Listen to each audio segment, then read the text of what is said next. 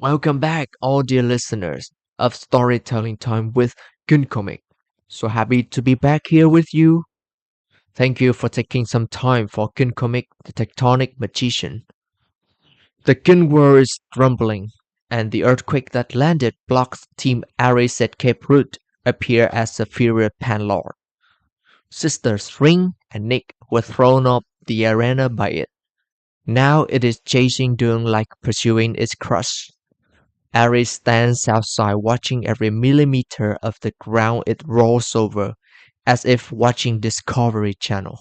Okay, I won't keep you waiting any longer. The Rise of Pan Chapter 5.2 will begin now. Together, let's find out what Kin is. Kin World Open. In a higher position, Ari is observing everything. She starts to worry about Duong's safety. Ari's hands are still slowly dragging the arrows along the path of the mage, but in her mind, she has been already anxious to launch. "Mage, can I shoot now?"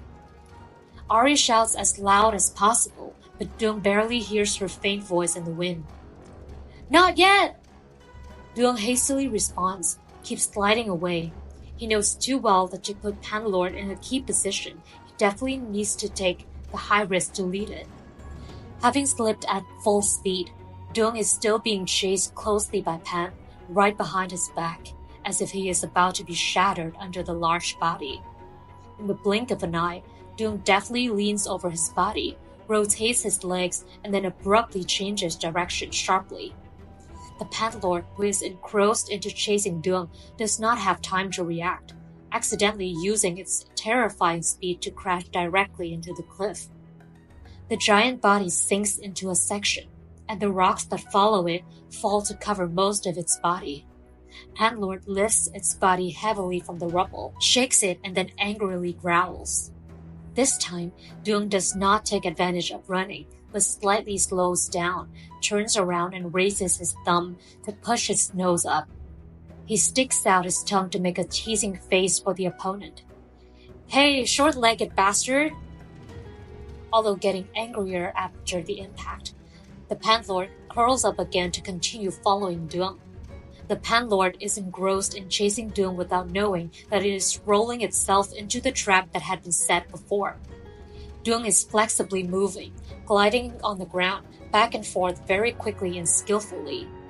The sound of the wind tickles in his ears, and the scenery on either side of him becomes hazy because of the speed. Just like that, he keeps speeding up, the Pan also obstinately accelerates to chase him. Whenever Pan is about to catch up with him, Duong figures out to choose a different spot to suddenly change direction, causing Pan to plunge into the cliff a few times. After experiencing a few impacts, many rocks and stones that stand in the way are destroyed by Pan. But that much impact is nothing to it. Pan then immediately recovers and chases again. It all only makes Pan bite its head off, and Duong becomes an indispensable goal for it. However, that's what Duong exactly wants. After a few more sharp turns, in front of Duong appears a rocky canyon in the shape of an arc. Right on the side of the gorge is a rock protruding diagonally upward. This is what Duong intends to use for his plan to bring down the Lord. Until now, Ari has been standing in the aiming position. She never once dares to slacken her hands. Her eyes widen, and she moves the arrow closely following Duong.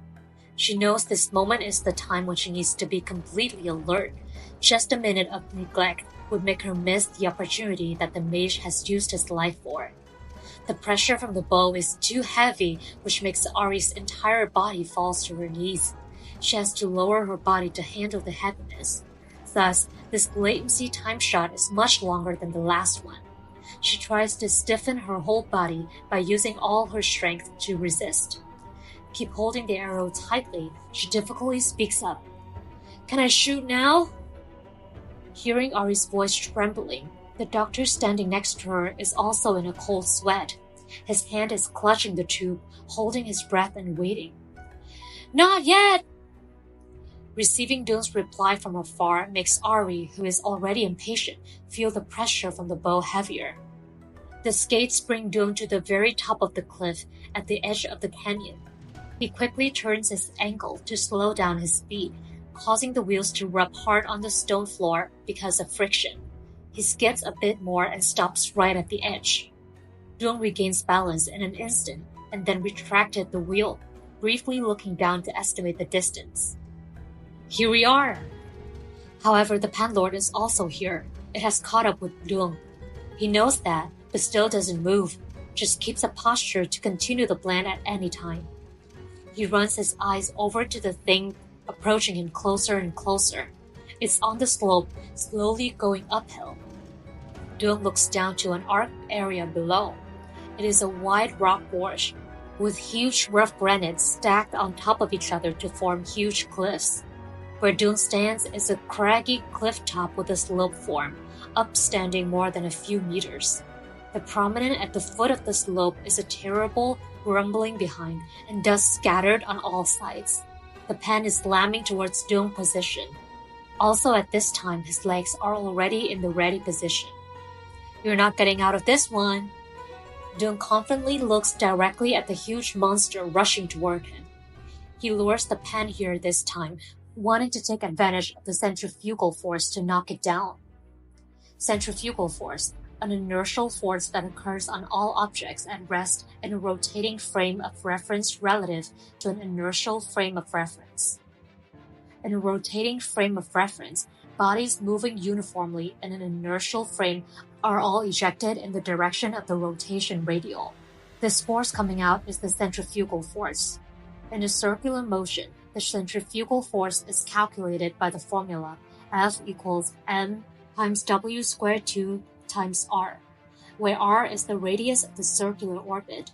The farther the position is from the center of rotation, the greater the force generated.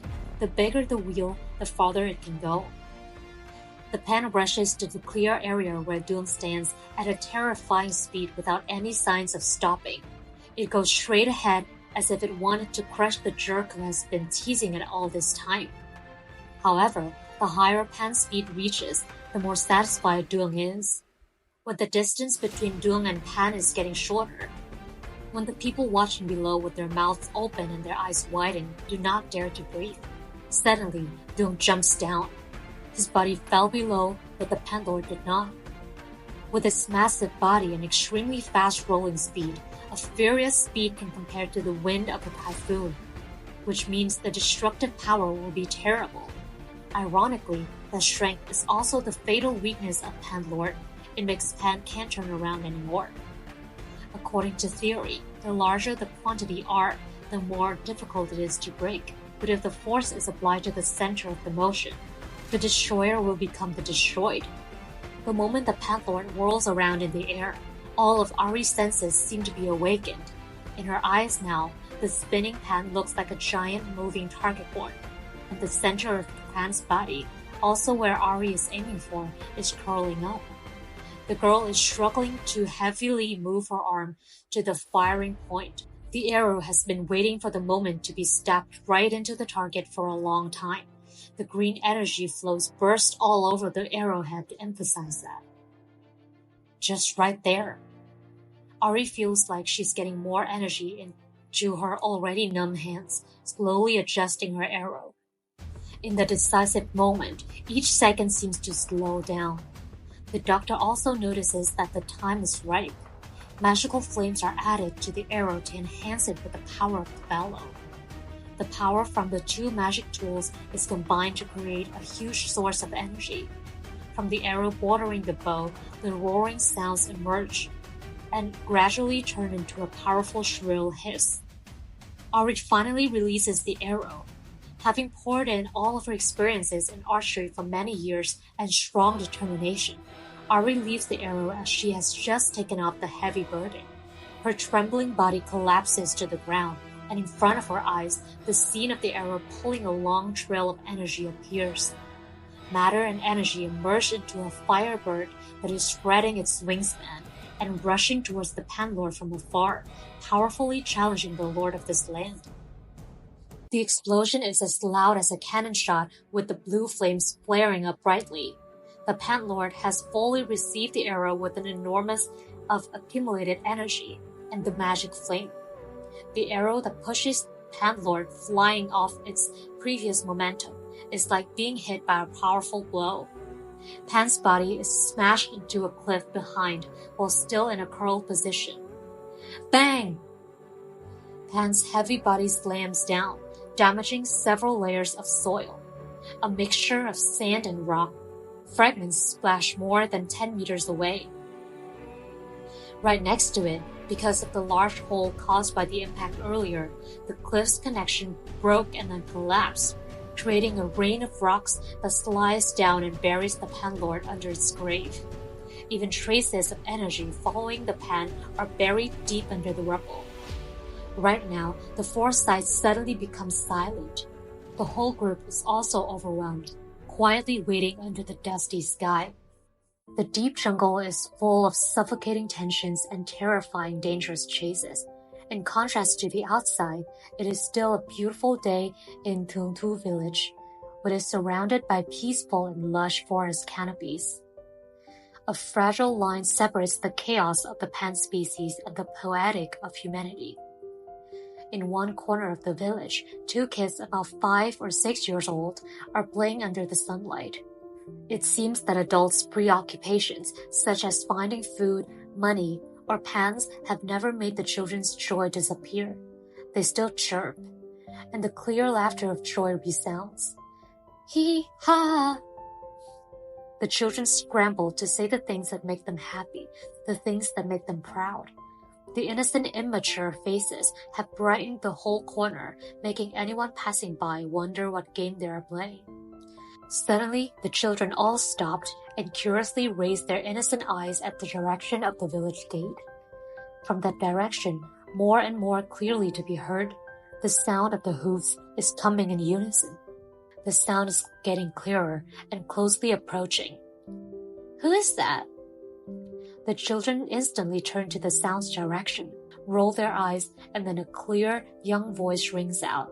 They do not have to wait too long.